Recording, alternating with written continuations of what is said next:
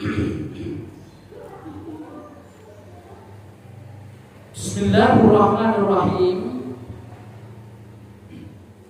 Assalamualaikum warahmatullahi wabarakatuh.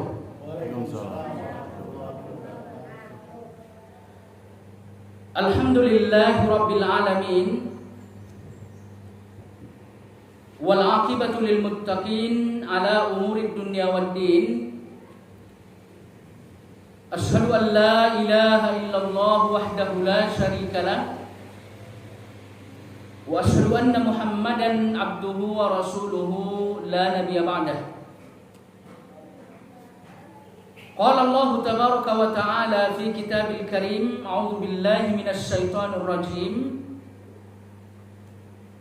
Ya ayyuhalladzina amanu taqullaha haqqa tuqatih wa la tamutunna illa wa antum muslimun. Jamaah sekalian, bapak-bapak dan ibu-ibu, semoga kita semua senantiasa dirahmati oleh Allah Subhanahu wa taala. Kembali sama-sama kita panjatkan syukur alhamdulillah rabbil alamin atas karunia dan nikmat yang senantiasa diberikan kepada kita semua. Mudah-mudahan nikmat demi nikmat ini menjadi kemudahan bagi kita semua, sehingga kita dapat memaksimalkan diri untuk beribadah kepada Allah Subhanahu wa taala.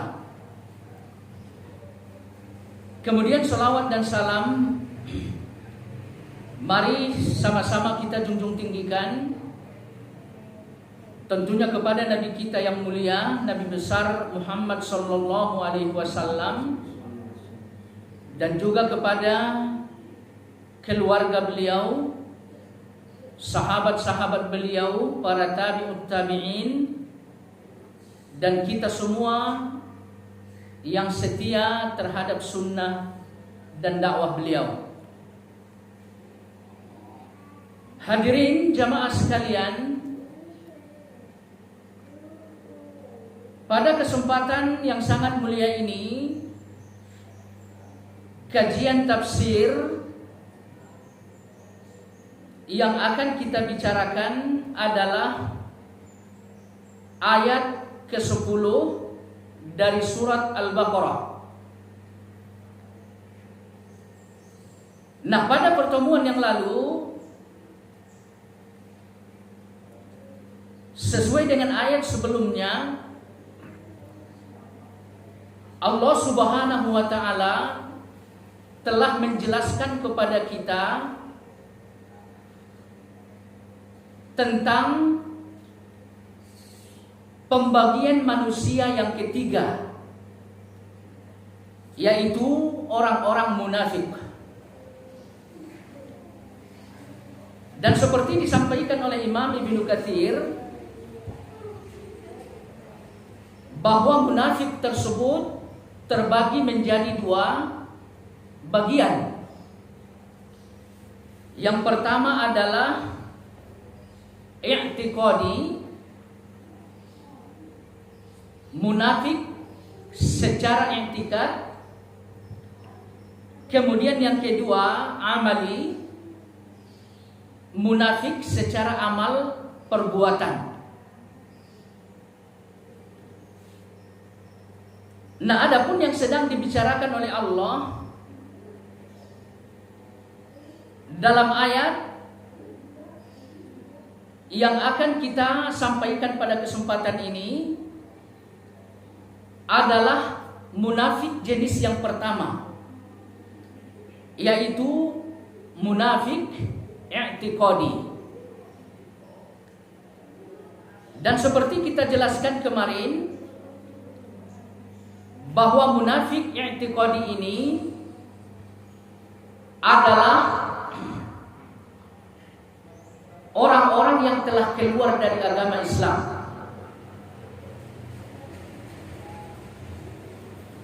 Nah, jamaah sekalian yang saya muliakan,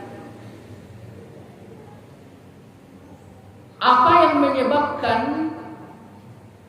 sehingga seseorang terjatuh ke dalam munafik i'tiqadi ini? Nah, ini yang disampaikan oleh Allah di dalam ayat ke-10 dari surat Al-Baqarah yang akan kita bicarakan pada kesempatan yang sangat mulia ini. Allah Subhanahu wa taala berfirman, "Fi qulubihim maradun fazadahumullahu marada wa lahum adzabun alimun bima kanu yakdzibun." Di dalam hati mereka terdapat marad, penyakit. Maka Allah akan senantiasa menambahkan penyakit tersebut. Dan bagi mereka azab yang sangat pedih disebabkan karena mereka selalu berdusta. Jamaah sekalian,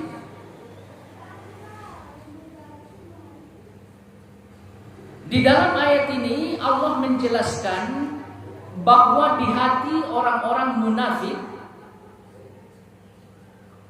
terdapat sebuah penyakit. Nah, Imam As-Suddi dan juga sejumlah sahabat-sahabat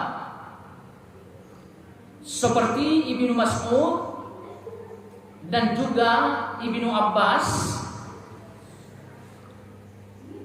mereka mengatakan bahwa penyakit yang dimaksud adalah asyakku, keraguan-raguan. Jadi orang-orang yang munafik secara keyakinan Allah gambarkan di sini bahwa hati mereka memiliki penyakit yang bernama asyak, yaitu keraguan-raguan. Nah, disebabkan karena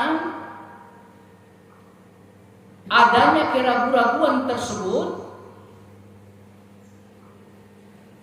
maka mereka pun digelincirkan oleh Allah Subhanahu wa taala. Nah, bapak-bapak sekalian yang saya muliakan,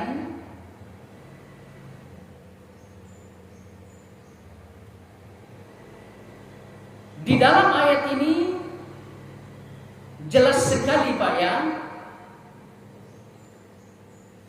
yang menyebabkan orang-orang munafik tersebut berada di atas kekeliruan dan ketergelinciran karena hati mereka terisi dengan keraguan-raguan.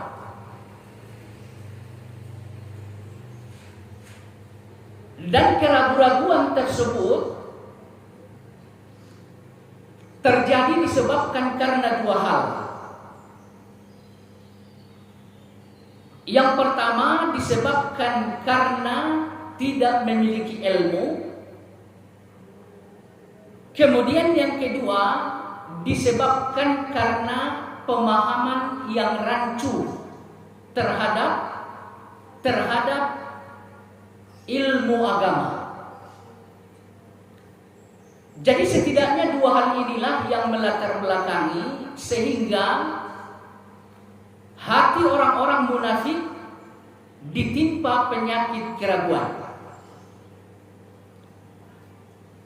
Nah, yang pertama, keraguan ini tadi kita sampaikan disebabkan karena ketiadaan ilmu.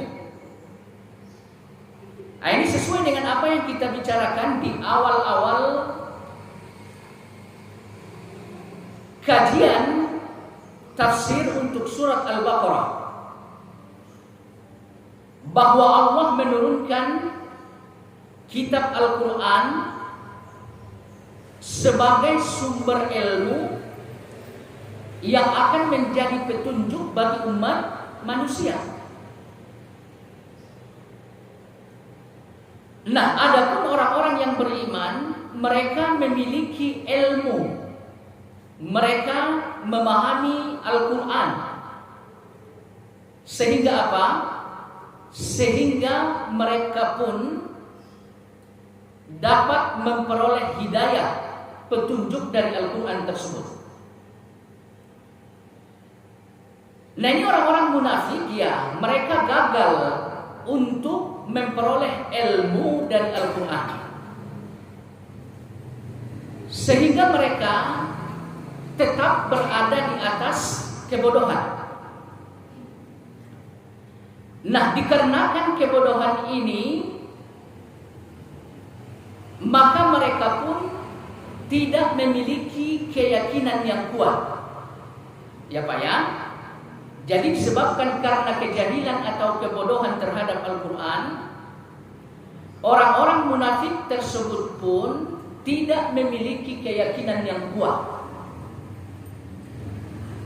Malah yang ada di hati mereka adalah penyakit, yaitu keraguan.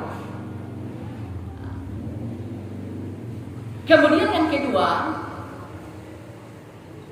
penyakit keraguan ini juga bisa disebabkan karena kesalahan dalam memahami ilmu agama. Jadi orang-orang yang terjebak di sebab yang kedua ini bukan berarti mereka tidak menuntut ilmu. Akan tetapi sesungguhnya mereka menuntut ilmu, hanya saja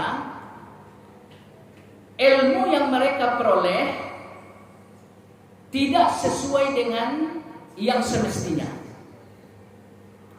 Ya, sebagai contoh misalnya, jamaah sekalian yang saya muliakan,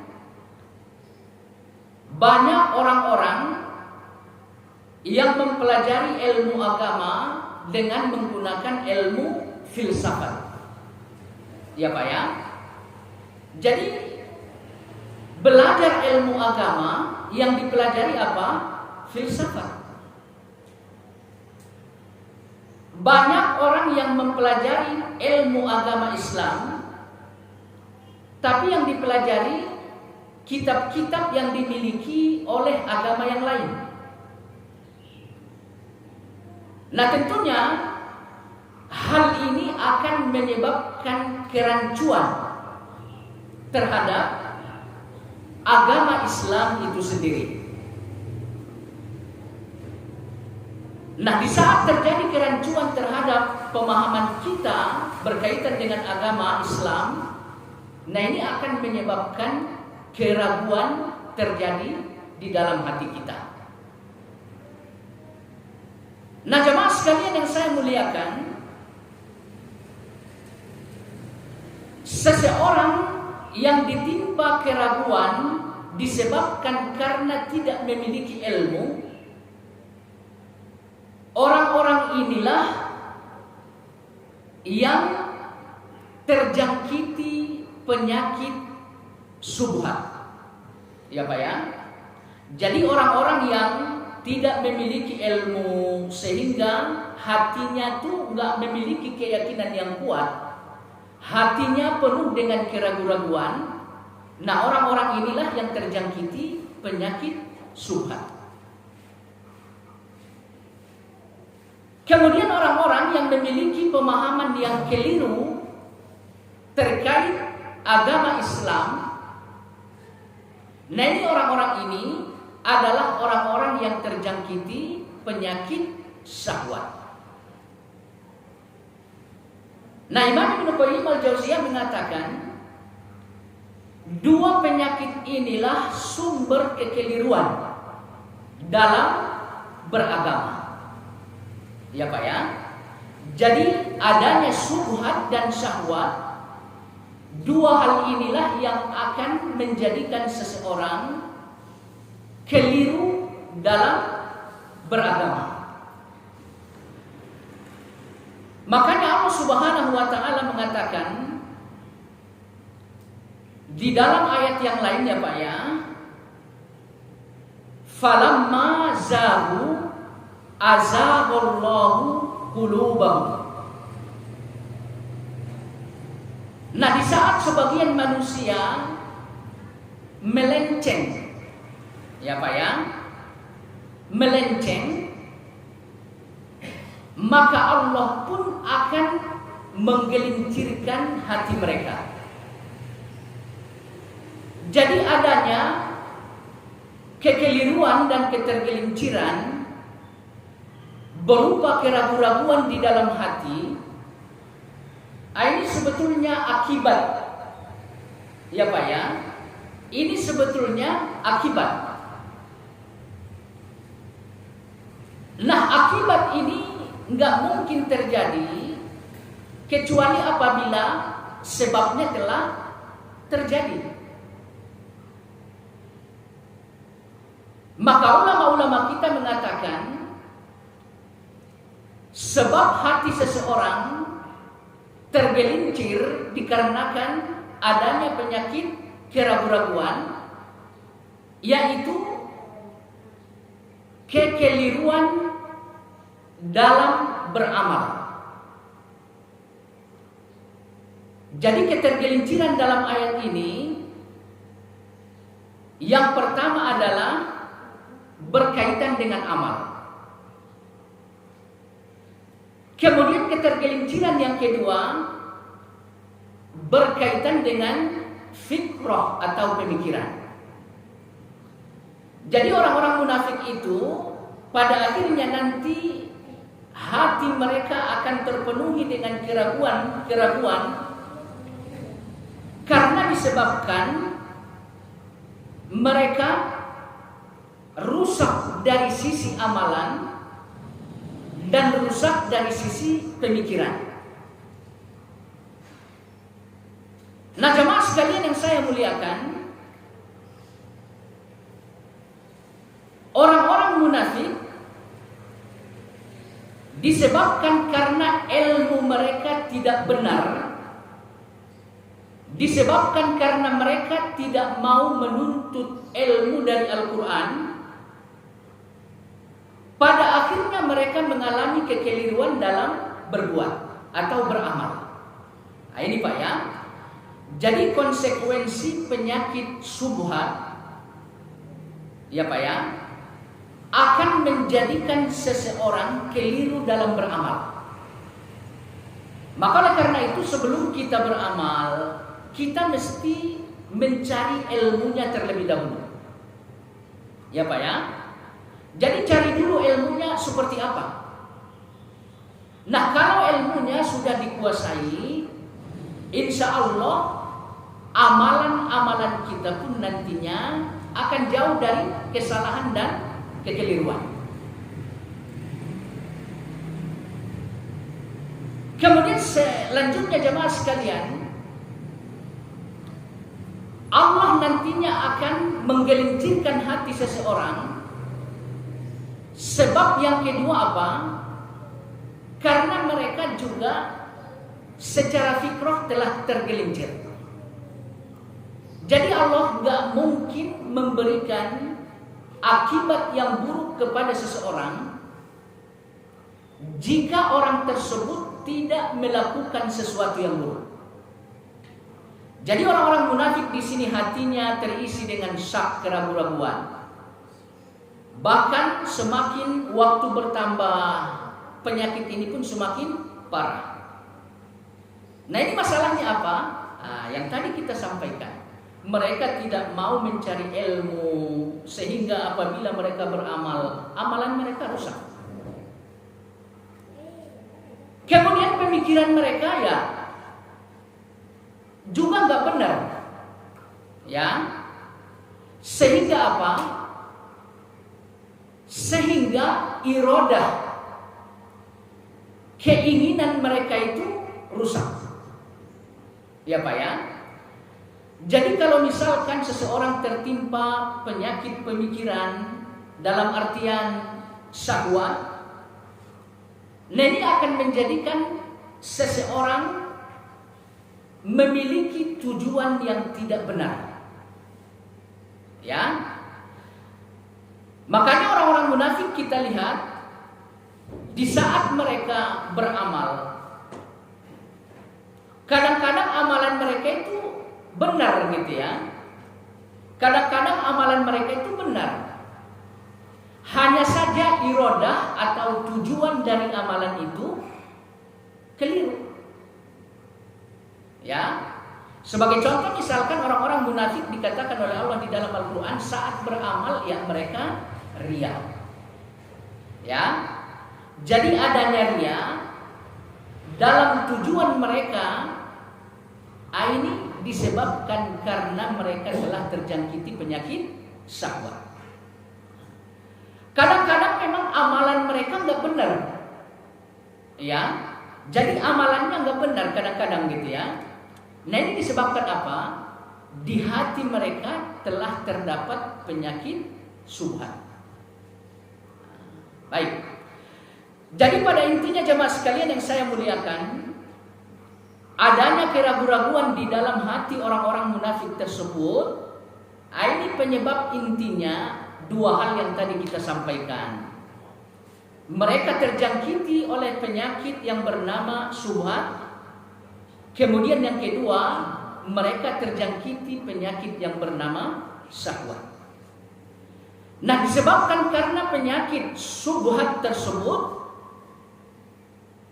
mereka ragu. Mereka tidak memiliki keyakinan yang kuat. Akidah mereka rusak. Dan disebabkan karena penyakit syahwat yang menimpa mereka, akibatnya iradah dan keinginan mereka pun tidak benar. Mestinya sebuah ibadah dilakukan tujuannya semata-mata untuk Allah. Tujuannya semata-mata mendapatkan balasan yang agung dari Allah Subhanahu wa taala.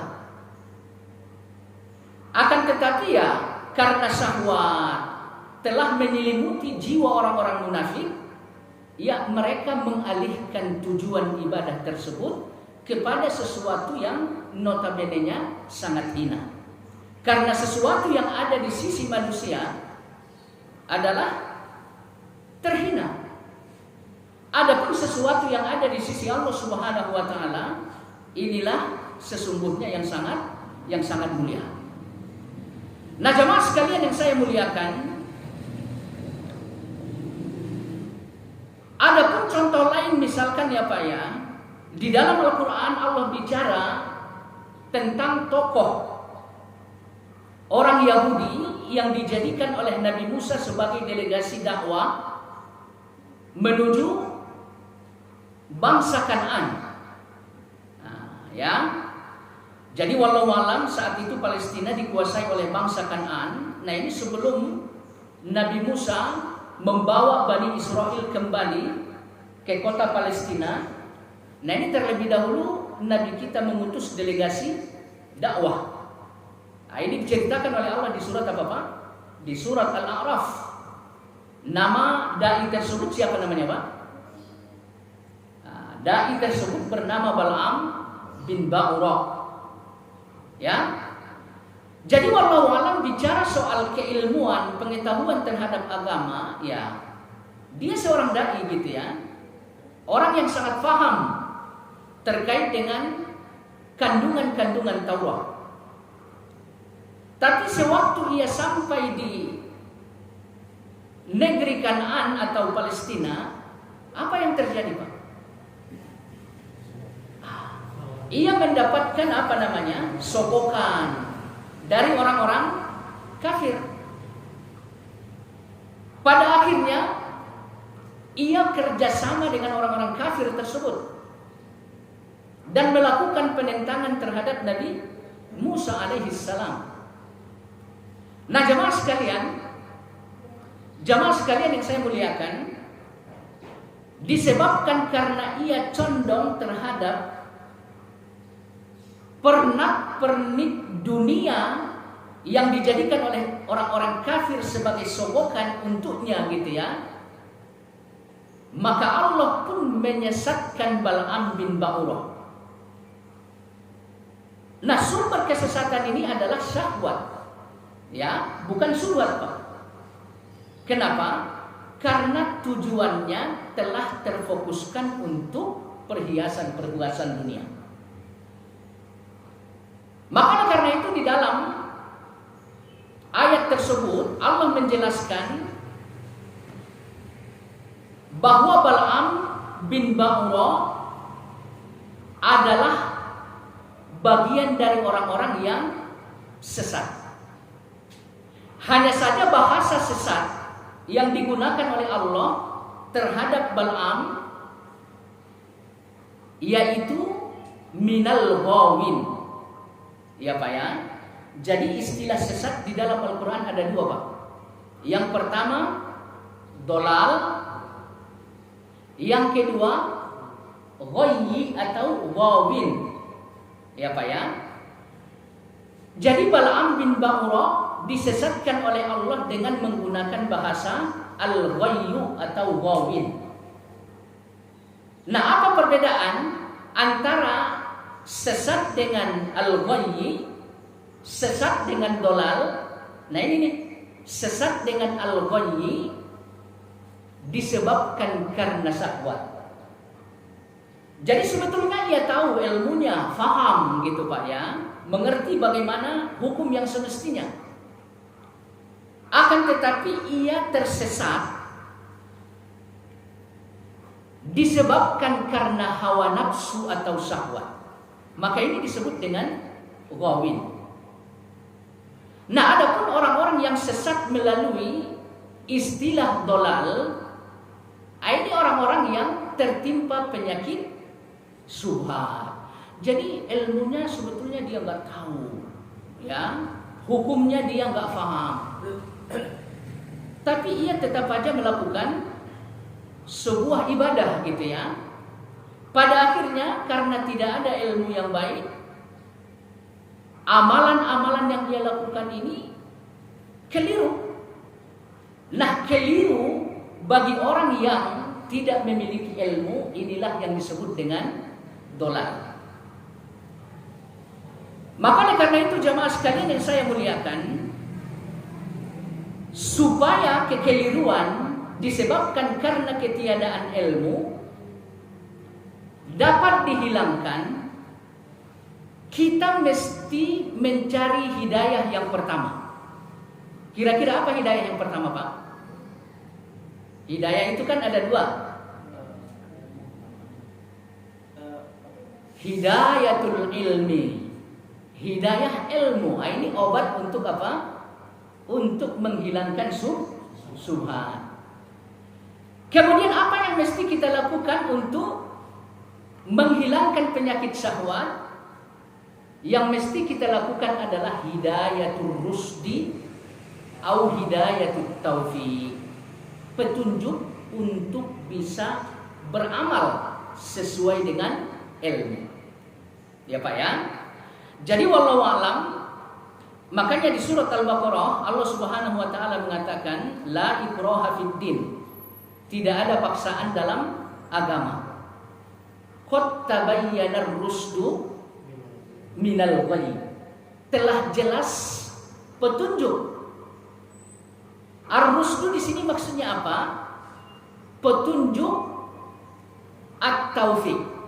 Hidayah beramal. Minal ghayyi. Jadi hidayah beramal itu telah jelas, al-ghayyi itu juga telah jelas. Jadi wallahu alam, ini kembali ke sini Pak ya, orang-orang yang sesat karena hawa nafsu atau syahwat, ini di dalam Al-Qur'an dibahasakan oleh Allah dengan al-ghayyu atau al-ghawin. Adapun orang-orang yang sesat karena ketiadaan ilmu atau orang yang tertimpa penyakit syubhat, mereka disebutkan oleh Allah sesat dengan bahasa dolal. Nah, jemaah sekalian yang saya muliakan,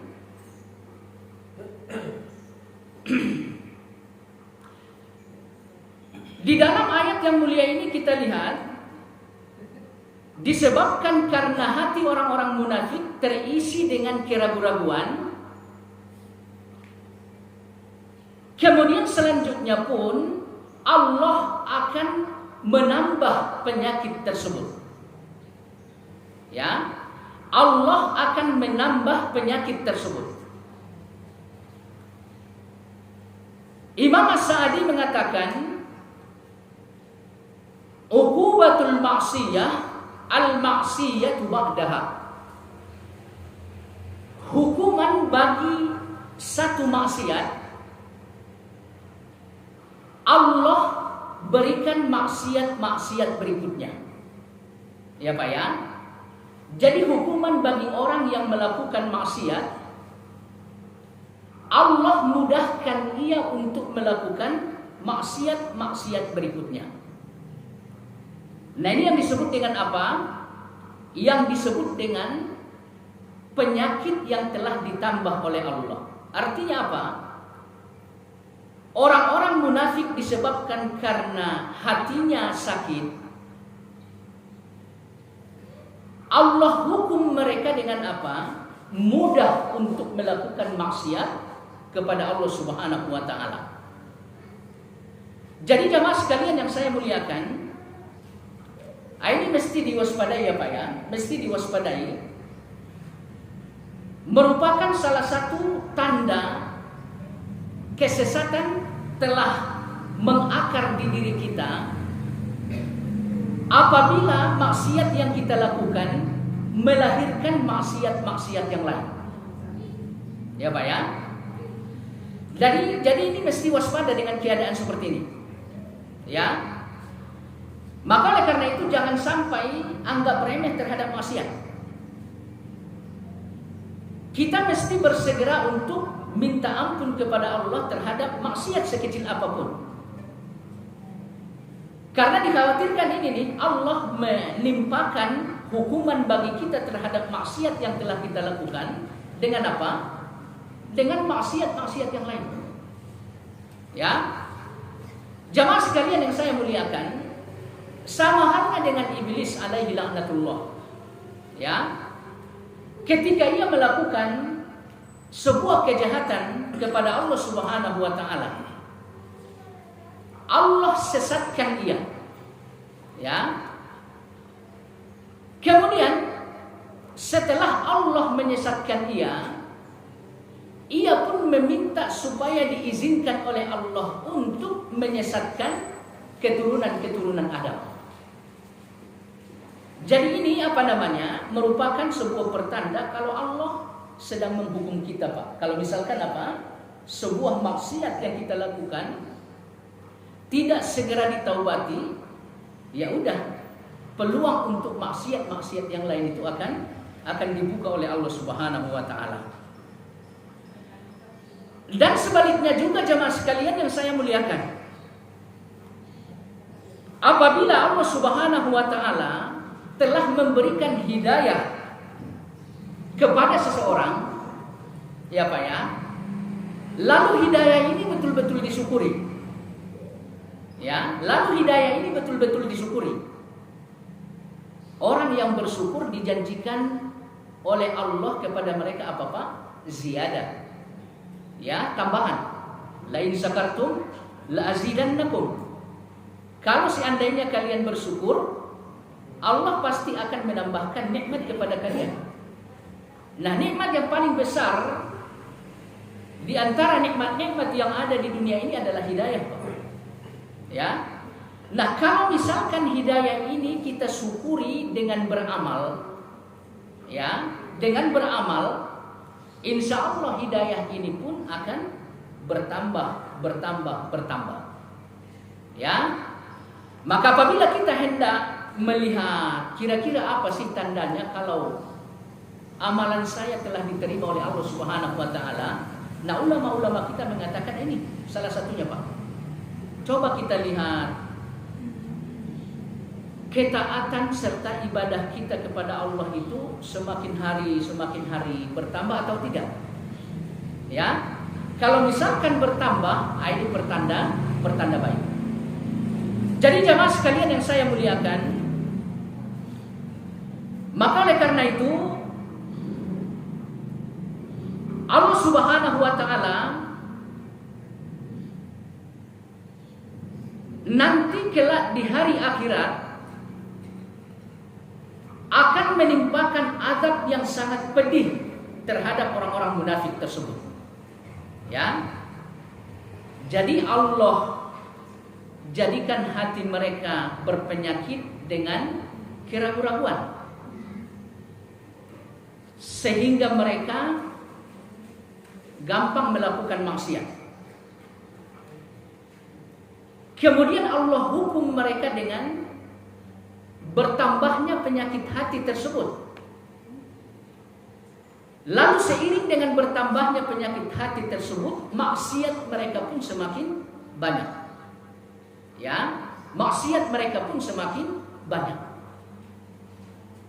Lalu pada akhirnya apa? Pada akhirnya nanti di yaumil akhir atas mereka akan ditimpakan azab yang sangat pedih.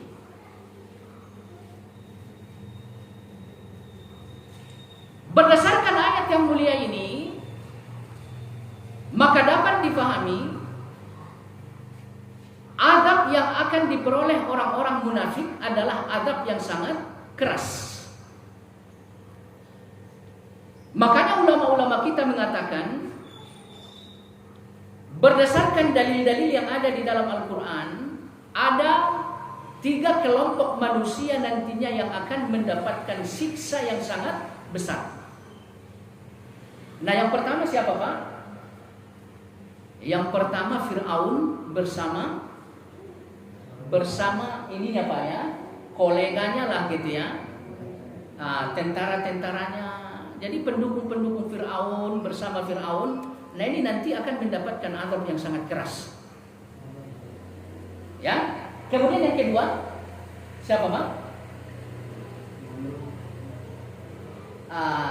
Yang kedua, orang-orang Nasrani yang meminta hidangan supaya diturunkan dari langit, lalu setelah mendapatkan hidangan mereka ingkar. Ini, Pak, yang kedua yang bakal mendapatkan azab yang sangat keras nanti di yaumil akhir. Nah, kemudian yang ketiga, ya berdasarkan ayat ini, Pak, ya, walahum adzabun alim. Bagi mereka kelak akan ditimpakan azab yang sangat keras. Nah, ini orang-orang munafik. Nah, ini orang yang ketiga, Pak, yang akan mendapatkan azab yang sangat keras di akhirat, yaitu orang-orang munafik. Nah, selain ayat ini, Allah Subhanahu wa taala juga menyampaikan ayat yang lain terkait azab yang akan ditimpakan kepada orang-orang munafik. Allah Subhanahu wa taala mengatakan, innal munafiqina fid darkil asfali minan nar.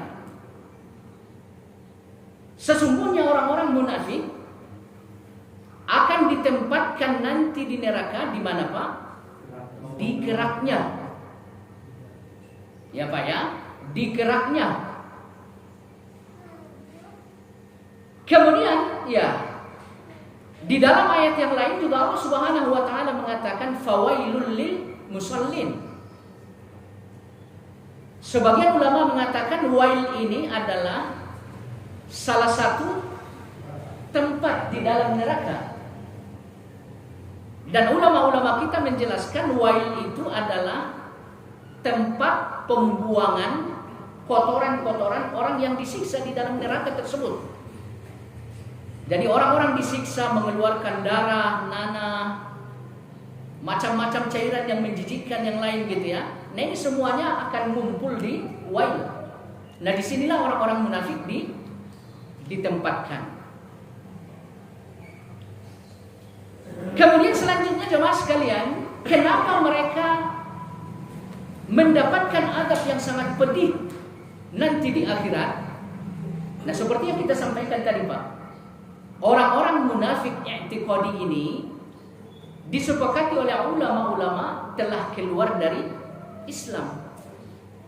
Mereka sama sebetulnya dengan orang-orang kafir, ya Pak ya. Jadi sebetulnya sama dengan orang-orang kafir. Makanya di dalam Al-Quran Allah mengatakan, "Fal yauma la yu'khadhu minkum fidyah." Pada hari kiamat, pada hari akhirat nanti tidak lagi ada tebusan bagi orang-orang munafik. Wala minal ladzina kafaru, dan juga tidak dari orang-orang kafir.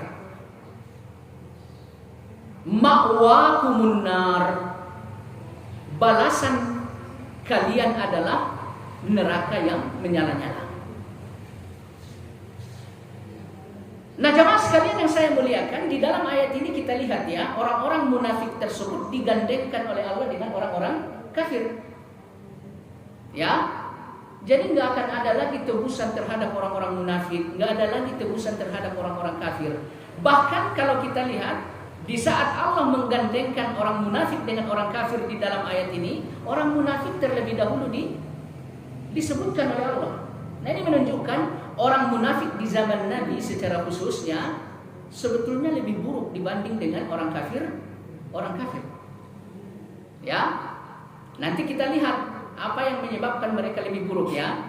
Jadi orang-orang munafik itu lebih buruk daripada orang-orang kafir. Kemudian selanjutnya di dalam ayat yang lain juga Allah mengatakan ya Pak ya, innal ladzina amanu tsumma kafaru tsumma amanu tsumma kafaru. Jadi ada sebagian orang, kata Allah Subhanahu wa taala, mereka katakan kami beriman. Kemudian mereka katakan lagi ya, mereka orang kafir. Kemudian ya seperti itu, bolak-balik aja Pak ya. Bertemu dengan orang beriman, kami orang beriman. Bertemu dengan orang kafir, kami orang kafir. Nah, disebabkan karena ini Pak ya, karena tindakan yang tidak ada warnanya gitu ya. Pada akhirnya apa yang dilakukan oleh Allah? Summazdadu kufra. Sama dengan ayat yang tadi Pak, Allah tambahkan penyakit di hati mereka. Kalau di ayat ini Allah tambahkan kekufuran di hati mereka. Kemudian apa kata Allah Subhanahu wa taala? Lam yakunillah yaghfir lahum. Allah tidak akan mengampuni mereka, Pak. Ya. Kemudian apa? Wala liyahdiyahum sabila. Dan Allah tidak akan memberikan apa? Memberikan jalan keluar untuk mereka. Jadi wallahu alam, orang-orang munafik dihukum oleh Allah Subhanahu wa taala dengan dua hal. Ya Pak ya. Yang pertama apa? Allah enggak menyediakan pengampunan kepada mereka. Malah yang Allah lakukan tadi apa?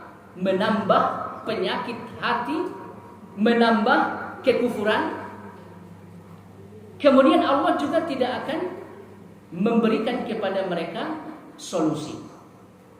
Jadi orang munafik itu tidak akan dimudahkan oleh Allah untuk mendapatkan maghfirah. Ya. Orang-orang munafik tersebut tidak akan diberikan petunjuk oleh Allah Subhanahu wa taala sehingga mereka bisa keluar dari maksiat yang mereka lakukan. Jadi nggak ada petunjuk dari Allah gitu ya, supaya mereka bisa keluar dari maksiat yang mereka lakukan. Nah, jemaah sekalian yang saya muliakan, maka oleh karena itu seperti disampaikan tadi Pak ya, ayat ini berikut ayat-ayat yang tadi kita bacakan merupakan dalil bahwa orang-orang munafik akan mendapatkan azab yang sangat besar karena pada hakikatnya mereka adalah orang yang telah keluar dari agama Islam. Kemudian selanjutnya jemaah sekalian yang saya muliakan, lalu apabila orang-orang munafik i'tiqadi ini telah keluar dari Islam, apakah perlakuan terhadap mereka sama dengan orang kafir? Kira-kira gimana Pak? Jadi secara i'tikad, secara akidah mereka sama dengan orang kafir.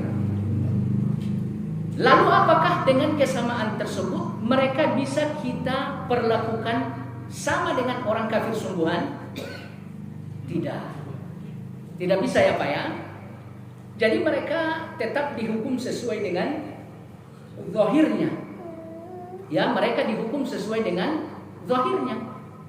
Tadi kita katakan zahirnya orang-orang munafik itu ya melakukan kebaikan-kebaikan. Bicara soal sholat, ya mereka sholat. Bahkan munafik di zaman Nabi sholatnya sama siapa Pak? Iya sama Nabi. Mereka berimam kepada Nabi kita Sallallahu Alaihi Wasallam. Nah munafik di zaman Nabi membangun saf bersama siapa? Bersama generasi terbaik di antara umat ini, yaitu sahabat Nabi. Ya. Jadi walau alam zahiriyah orang munafik itu ya melakukan kebaikan. Ya, melakukan kebaikan. Maka sikap kita pun terhadap orang-orang munafik, sekalipun secara etika, secara akidah mereka telah keluar dari Islam, tetap harus sama dengan orang Islam. Jadi nggak boleh disamakan dengan orang-orang kafir. Nah ini yang dijelaskan oleh Imam Ibnu Katsir di dalam tafsir beliau Pak ya. Nah, ini yang dijelaskan oleh Imam Ibnu Katsir di dalam tafsir beliau. Nah Imam Ibnu Katsir mengutip satu hadis di sini Pak ya, bahwa Nabi pernah dimintai izin oleh Umar Ibnu Khattab ya untuk membunuh gembong munafik di kota Madinah. Masih ingat nggak Pak pertemuan kemarin kita jelasin tokoh munafik di kota Madinah siapa? Abdullah bin Ubay ya. Abdullah bin Ubay bin. Jadi jamaah sekalian, Umar ibn Khattab pernah minta izin dari Nabi supaya ia membunuh tokoh atau gembong munafik tersebut. Nah permintaan Umar ini didengar oleh putra kandung Abdullah bin Ubay. Lalu putranya ngomong apa Pak? Kalau memang ayah saya mesti dibunuh, saya aja yang melakukan ya Rasulullah. Karena kalau orang lain saya bisa dendam sama orang itu. Tapi kalau saya sendiri yang melakukan, insya Allah nggak ada dendam. Coba Bapak lihat tuh ya. Jadi putranya sendiri menawarkan diri untuk apa? Menghabisi. Ya. Apa kata Nabi Sallallahu Alaihi Wasallam? Akrahu an yatahaddatsal arabu anna Muhammadan yaqtulu ashabahu. Tidak. Karena aku takut terjadi fitnah di kalangan manusia kalau Muhammad telah membunuh sahabatnya. Karena yang diketahui oleh orang-orang lain terkait dengan Abdullah bin Ubay ya orang Islam. Orang yang menjalankan perintah-perintah Allah. Jadi yang mereka lihat hanya zahirnya aja gitu Pak ya. Adapun akidahnya, akidah munafik telah keluar dari Islam, ini nggak diketahui banyak orang. Maka dalam rangka menghindar dari fitnah yang besar, Nabi kita tidak menghalalkan darah Abdullah bin Ubay. Jamaah sekalian yang saya muliakan, kemudian berikutnya di saat Abdullah bin Ubay wafat, putra Abdullah bin Ubay datang kepada Nabi Sallallahu Alaihi Wasallam meminta apa Pak? Meminta gamis Nabi ya, meminta gamis Nabi untuk dijadikan kain kafan bagi siapa Pak? Abdullah bin Ubay. Kira-kira Nabi berikan nggak? Nabi berikan. Ya, karena zahirnya adalah Islam. Ya, karena zahirnya adalah Islam. Kemudian alasan Nabi yang kedua kenapa ia memberikan gamisnya untuk dijadikan kain kafan bagi Abdullah bin Ubay. Ternyata dahulu di saat paman Nabi Abbas jadi tawanan pada saat perang Badar, kemudian dibawa ke kota Madinah. Nah Abbas tidak mempunyai pakaian Pak. Lalu ukuran pakaian yang sama dengan tubuh Abbas paman Nabi adalah pakaian atau ukuran badan Abdullah bin Ubay. Jadi pakaian Abdullah bin Ubay diberikan kepada paman Nabi Abbas. Jadi Nabi hendak mengembalikan jasa siapa? Jasa Abdullah bin Ubay yang telah memberikan apa? Pakaian kepada paman Nabi Abbas. Makanya Nabi memberikan gamisnya untuk dijadikan kain kafan oleh Abdullah bin Ubay.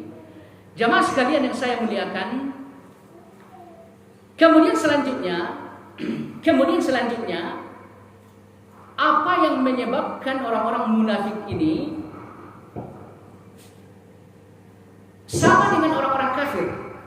Mereka keluar dari Islam sehingga sama dengan orang-orang kafir, dan adab yang mereka dapatkan nanti di sisi Allah pun boleh dikatakan lebih berat dibanding orang-orang kafir benaran gitu ya. Nah, penyebabnya apa yang Allah sampaikan di dalam ayat yang mulia ini. Apa kata Allah Subhanahu wa taala? Kanu yakdzibun. Mereka senantiasa berdusta. Ini Pak, masalahnya di sini. Ya. Di dalam tafsir Al-Wasit dijelaskan hadhihi sifah hiya akhassa sifatihim.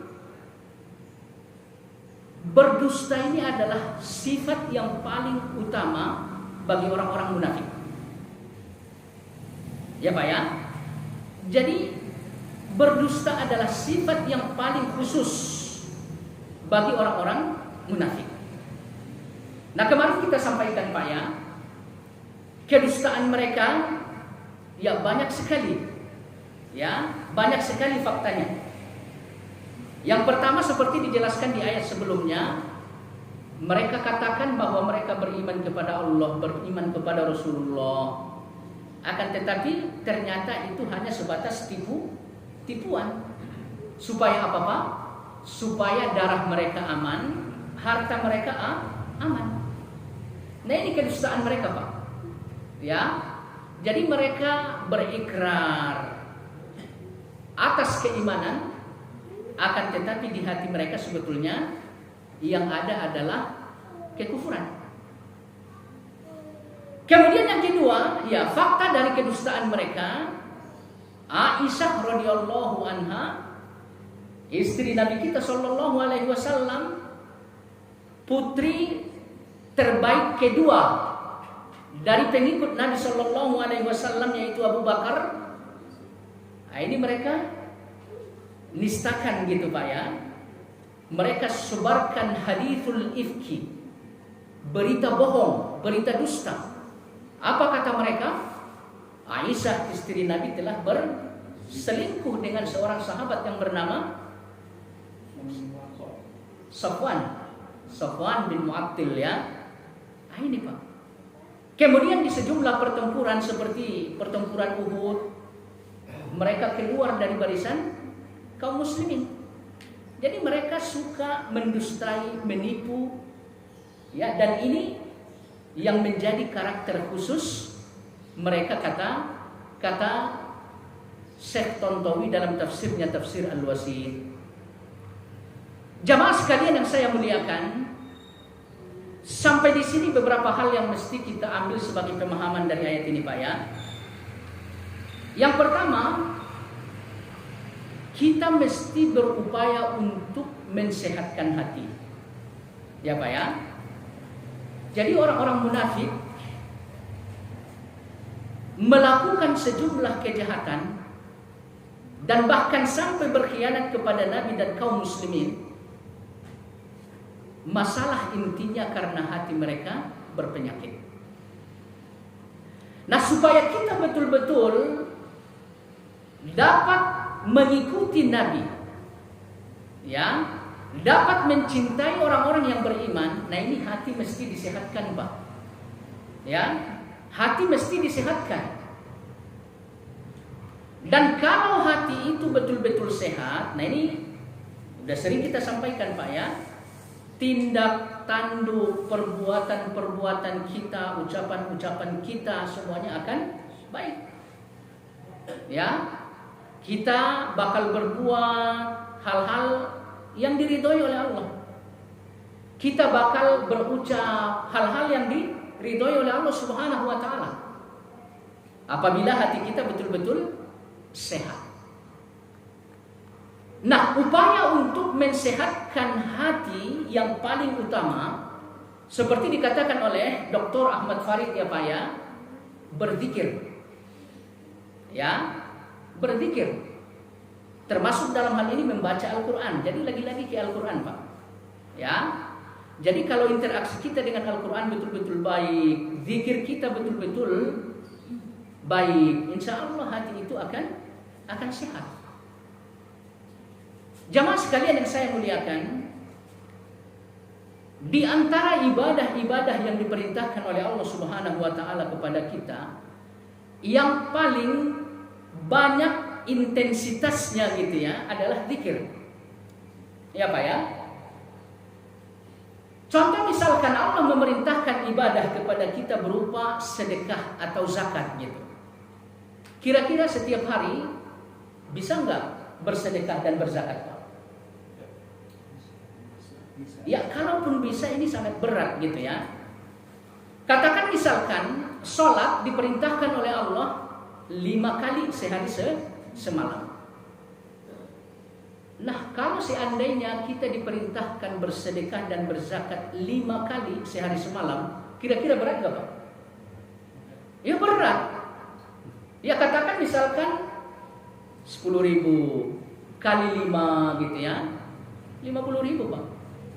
Besok 5 kali lagi, lusa 5 kali lagi, sampai seterusnya ya. Katakan perintah zakat itu sama dengan sholat gitu ya, 5 kali sehari semalam, niscaya zakat itu bakal menjadi sesuatu yang sangat berat.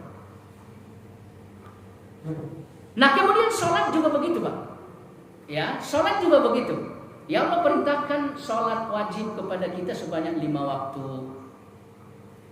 Kemudian Allah perintahkan supaya kita lakukan sholat-sholat sunnah.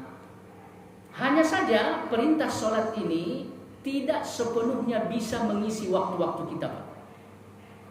Ya, jadi perintah sholat ini tidak sepenuhnya bisa mengisi waktu-waktu kita. Ya, secara hukum syariat aja gitu ya, ada waktu-waktu yang dilarang untuk sholat. Ya. Contoh misalkan ketika matahari terbit, nah di sini kita nggak boleh sholat Pak. Ya, jadi di sini kita mesti menjaga diri, jangan sampai melakukan sholat gitu ya. Kemudian di waktu terbenam gitu ya, matahari terbenam, kita juga dilarang sholat. Jadi ada waktu-waktu di mana kita nggak boleh sholat gitu ya. Jadi wallahu a'lam, yang paling mudah dan yang paling dominan dapat mengisi waktu-waktu kita adalah zikir. Ya Pak ya. Jadi kalau zikir, ya insya Allah kapan aja bisa. Ya. Dalam keadaan duduk, berdiri, berbaring, nah ini zikir ini bisa dilakukan. Ya. Jadi kalau sholat ada waktu-waktu yang tidak boleh. Katakan misalkan wanita, saat mereka datang bulan nggak boleh sholat Pak. Tapi kalau zikir diperbolehkan. Ya. Jadi satu-satunya waktu yang tidak diperkenankan berzikir bagi kaum muslimin pada saat apa Pak? Qadha hajat, pada saat berada di hammam itu aja Pak. Ya, makanya saat keluar dari hammam, dari kamar mandi, apa doanya Pak? Apa zikirnya? Ghufranaka, kita minta ampun kepada Allah karena selama ada di dalam tidak diperkenankan berzikir. Jadi selain itu kita tuh diperbolehkan berzikir. Maka oleh karena itu jemaah sekalian yang saya muliakan, obat yang paling mujarab untuk menghilangkan penyakit-penyakit hati, kata Dr. Ahmad Farid tadi apa? Zikir, zikrullah, senantiasa mengingat Allah Subhanahu wa taala. Kemudian selanjutnya ya, keutamaan zikir ini selain yang tadi kita sampaikan ya, di setiap waktu dan keadaan kita bisa dilakukan. Ya ini juga merupakan wasiat yang disampaikan oleh Nabi Nuh kepada putra-putranya. Ya, Jadi wasiat yang disampaikan oleh Nabi Nuh seperti disampaikan oleh Nabi kita di dalam hadis sahih, terhadap putra-putranya ada 4 wasiat. Yang pertama apa? Nabi Nuh berwasiat kepada keturunannya agar tidak syirik kepada Allah. Kemudian yang kedua, Nabi Nuh berwasiat agar supaya putra-putranya tidak sombong, takabur kepada Allah Subhanahu wa taala. Nah, ini yang ketiga dan yang keempat, zikir, Pak. Nabi Nuh berwasiat di wasiat yang ketiga agar supaya putra-putranya senantiasa berzikir la ilaha illallah wahdah. Kata Nabi Nuh, zikir ini Pak jauh lebih berat dibanding 7 lapis langit dan 7 lapis bumi.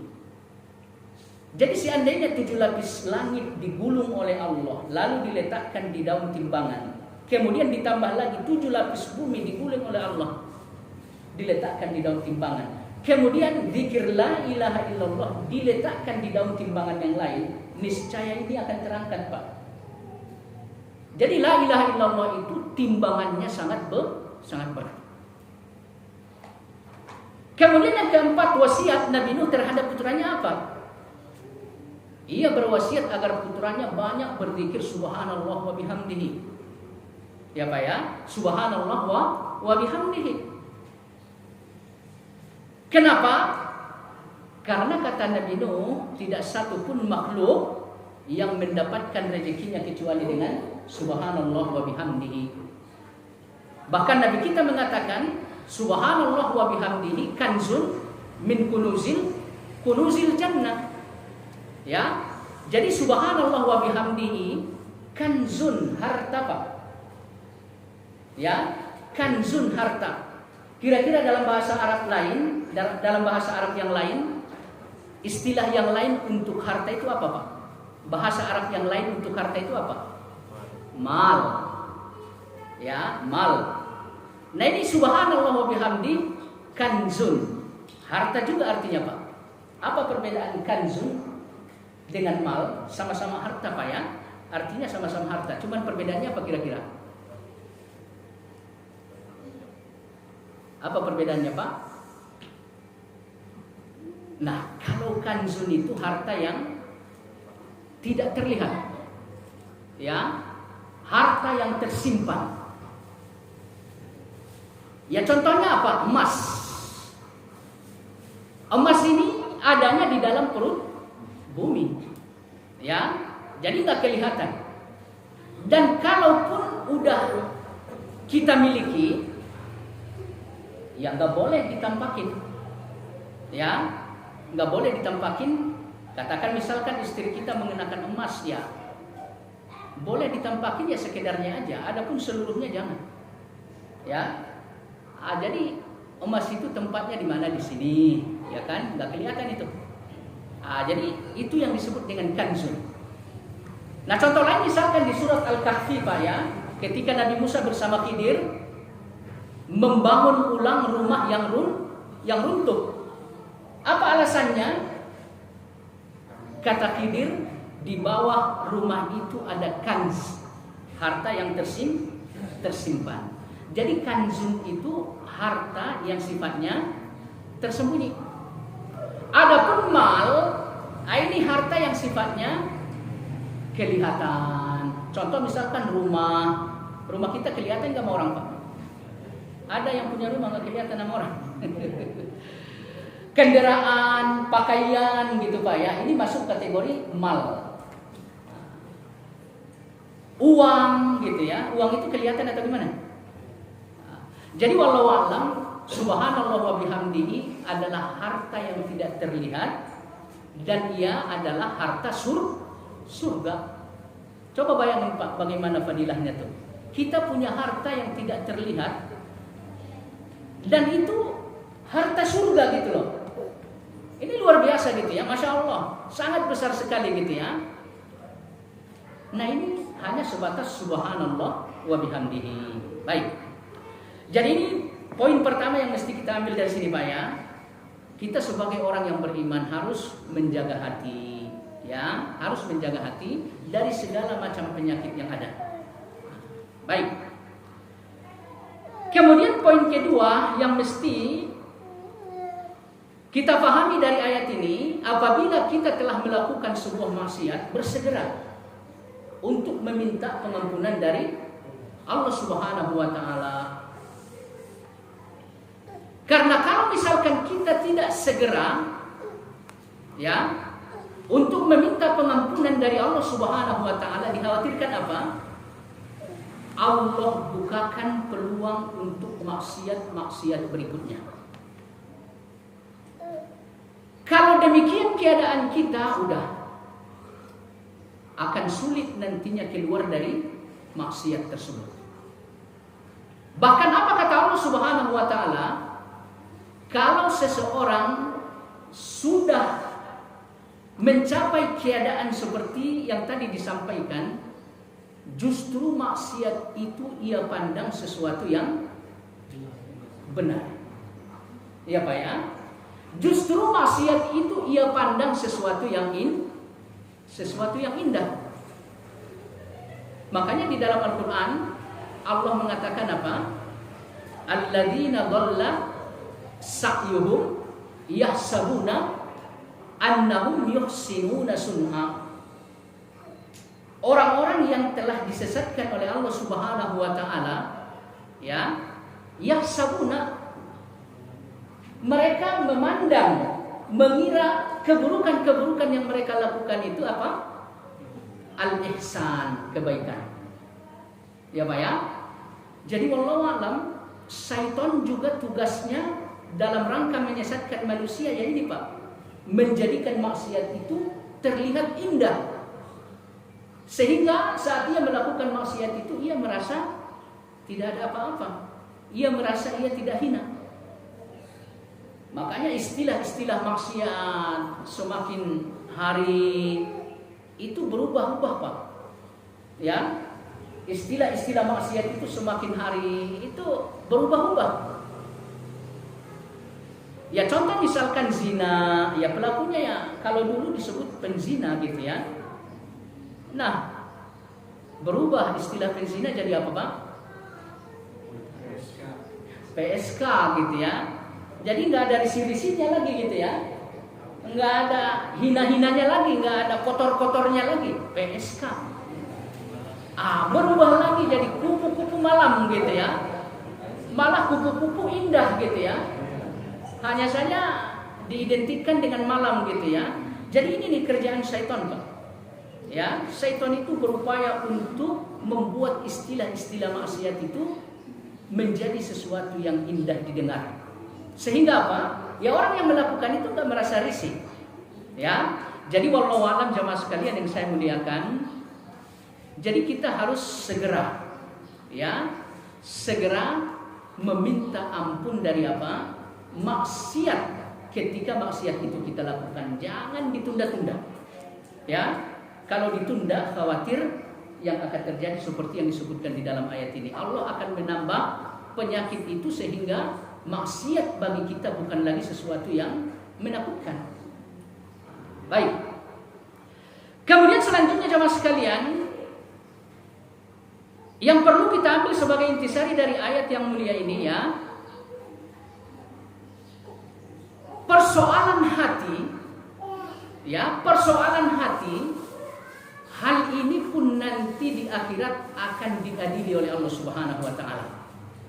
Jadi orang-orang munafik di sini dijelaskan hatinya sakit. Di hati mereka ada syubhat dan ada syahwat. Lalu di bagian akhir ayat walahum adzabun alim. Nanti di akhirat bagi mereka ditimpakan azab yang sangat pedih. Artinya apa?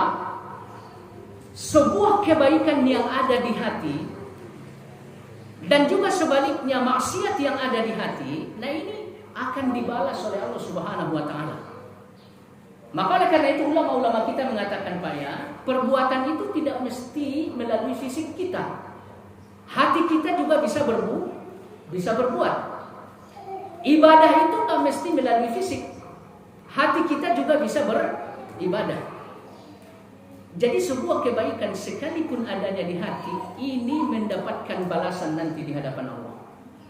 Sebuah keburukan sekalipun adanya di hati, ini juga akan mendapatkan balasan dari Allah Subhanahu wa taala kelak di yaumil akhir. Maka oleh karena itu hati-hati dengan perbuatan hati. Jangan sampai hati itu berbuat sesuatu yang maksiat kepada Allah. Kira-kira apa contohnya, Pak? Maksiat hati kepada Allah itu apa contohnya, Pak? Ria.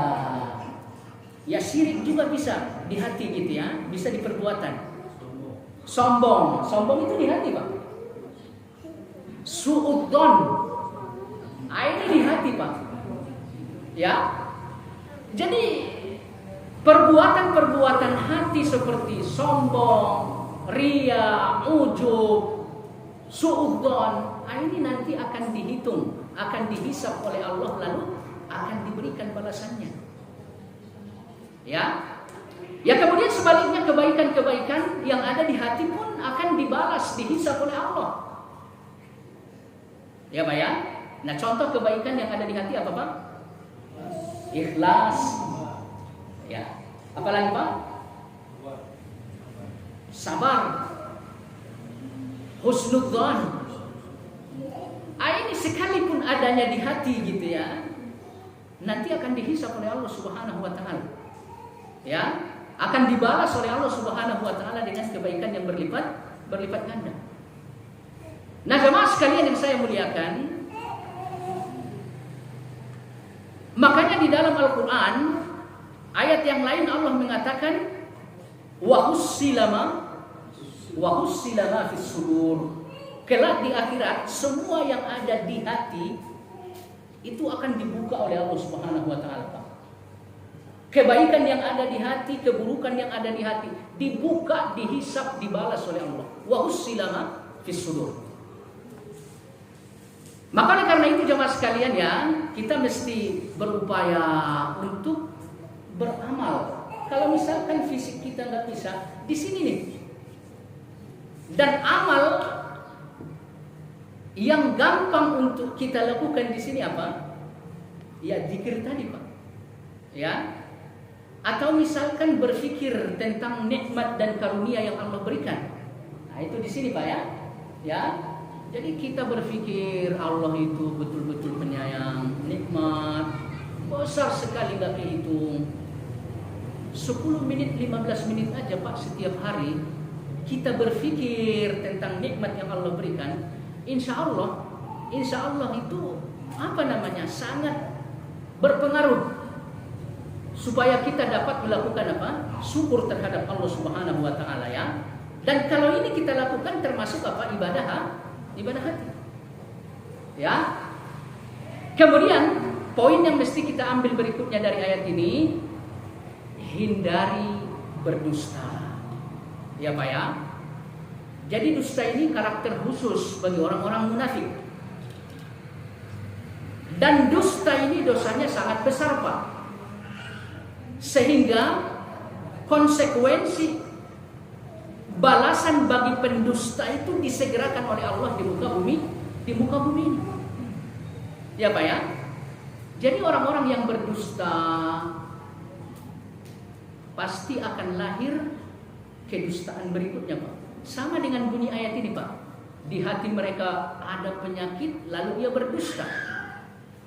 Penyakit itu akan ditambah oleh Allah sehingga untuk menutupi kedustaan yang pertama ia berdusta lagi. Jadi sangat berbahaya Pak dusta ini ya. Sebagai contoh misalkan kita lihat Musailamatu al-Kadzdzab. Nah, ini pendusta besar Pak. Ya.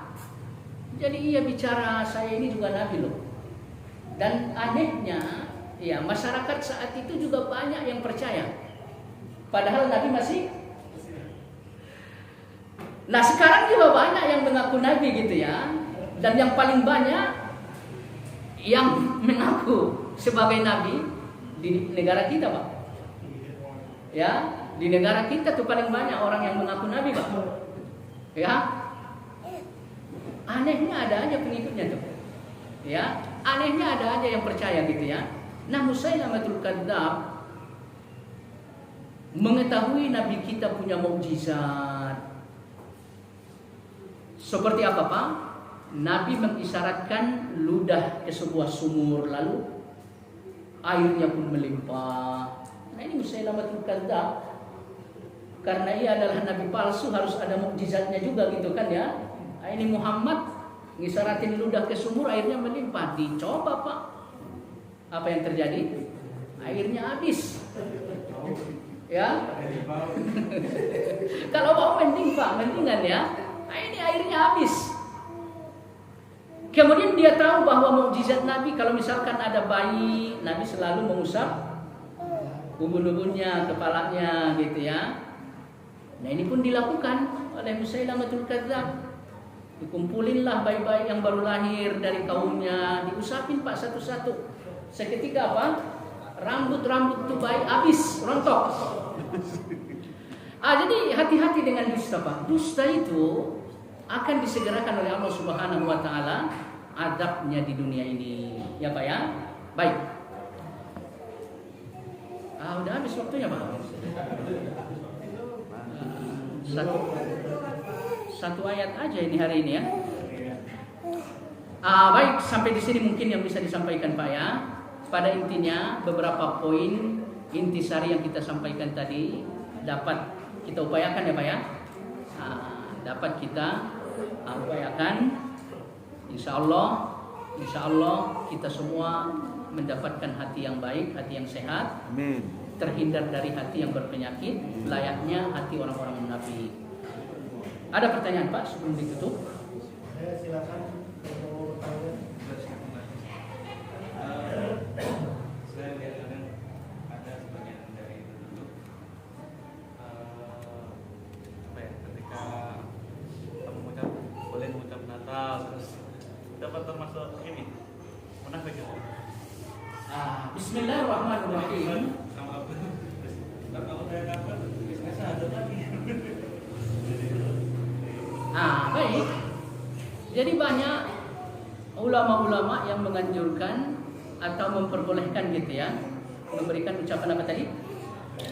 Selamat untuk hari raya agama lain. Apakah ini diperbolehkan ataukah ini bagian dari munafik? Ya jawabannya yang kedua, bagian dari munafik.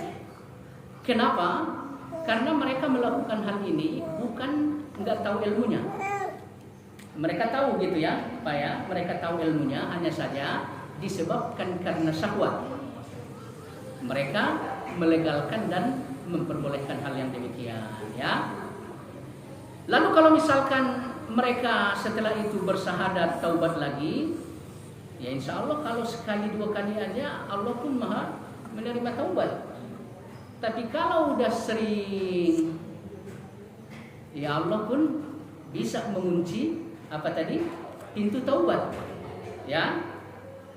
Seperti dijelaskan oleh Allah tadi, ada dua hukuman bagi orang yang mudzabdzabina. Orang-orang yang kesana juga iya, kesini juga iya, kesana jadi, kesini jadi.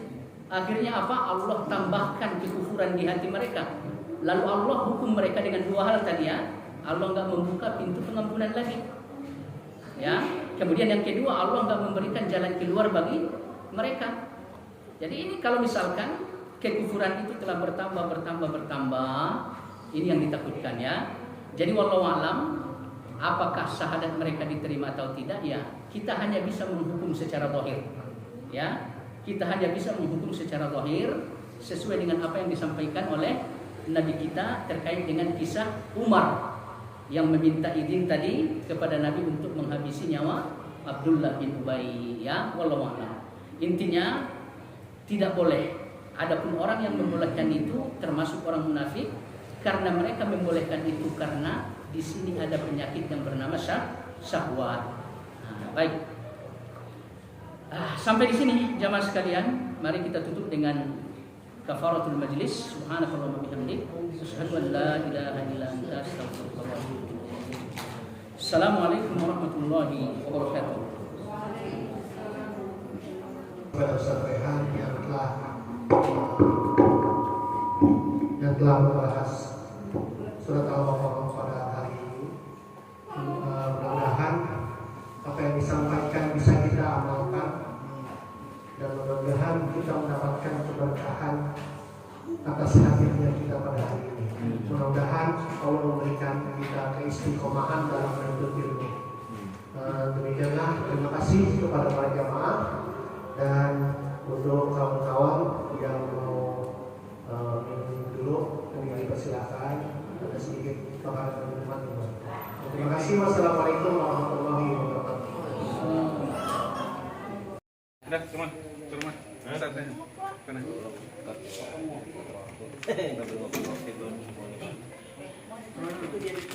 Malah foto ini. Ini apa? Ini kopi itu Apa? Ini kan ya? Ini kapal api itu banyak sama dua ya. Ini kapal api ya? Yang habisnya mau bisa? Habis ini. Habis ini udah bisa ini. Wah, ini kopi itu bukan jadi.